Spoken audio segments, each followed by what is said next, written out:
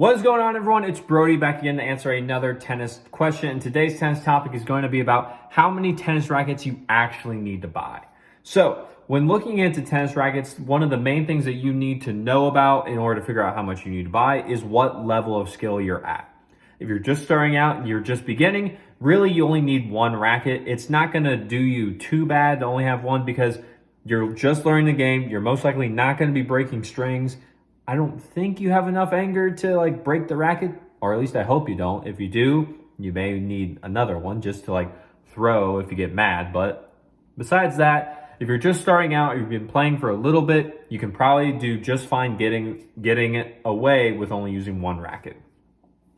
Now, as you start playing a little bit more competitively or as your skills increase, eventually you will want to start looking into two rackets. Having two of the exact same racket will be a lot more beneficial because not only will it allow you to have the exact same setup, the exact same playability, and the exact same level if for some reason something happens to the other racket, like the string breaks or you feel like the string has lost tension, it also just is a nice backup to have as a kind of little safety net for you while you're thinking or during the match so that you know you don't have to go and just try and find a racket if for some reason something happens to your one. Because if you can't find a racket and no one has an extra, you can't play anymore, you're going to lose the match. Not necessarily the best thing, but that's how it goes. You can't play, you can't play. So you usually want to start getting into and having about two rackets when you are playing a little bit more competitively. You've played for a while, you are more consistent with your strokes, whether that be your forehand, backhand, volleys, serve, ground strokes, anything else.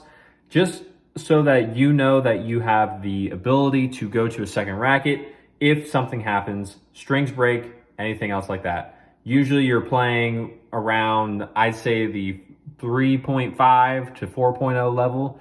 You can usually get away with having two there, and at that point you really know what you're doing at times, so you can decide whether or not two works best for you or to go to the next option, which is going to be having three rackets.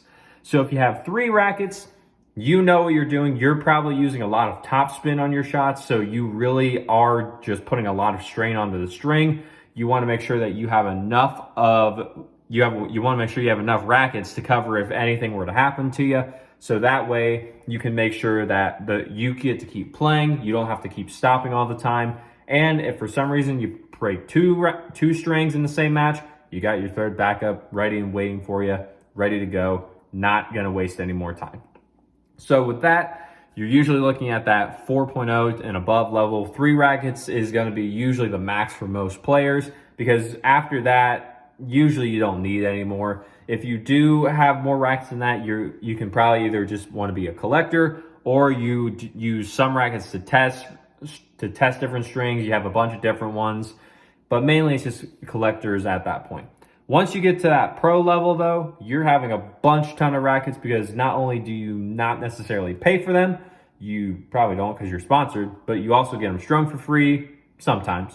And more so than that, you know exactly what you want. You know exactly the string tension. You know exactly the swing weight, the weight, everything else. You know what you want, you know what you like, and the companies are going to give that to you because you are a pro. You're making them money, they're helping you make money, and it's a great relationship right over there.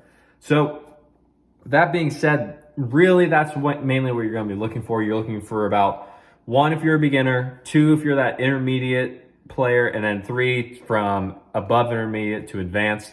That's going to be usually the sweet spot. You can go more than that, however, you can start to get confused by what rackets do what, or you can just start collecting, have them all, display them nice on a wall. It looked pretty cool. And then you can say, oh, that one was from this was from there, this was from here, I got this one at this place, and so on and so forth. So with that being said, I hope you liked the video. Leave a like on it if you did, and subscribe to the channel so that we can grow this YouTube channel and get the information from the people who have it to the people who need it. I saw a lot of tennis misinformation in the tennis community, and that's why I took it upon myself to make sure that we could get rid of all of that because we want more people playing tennis, coming to the sport, and having the best time of their lives with the sport that we all love. So, with that being said, as always, take care.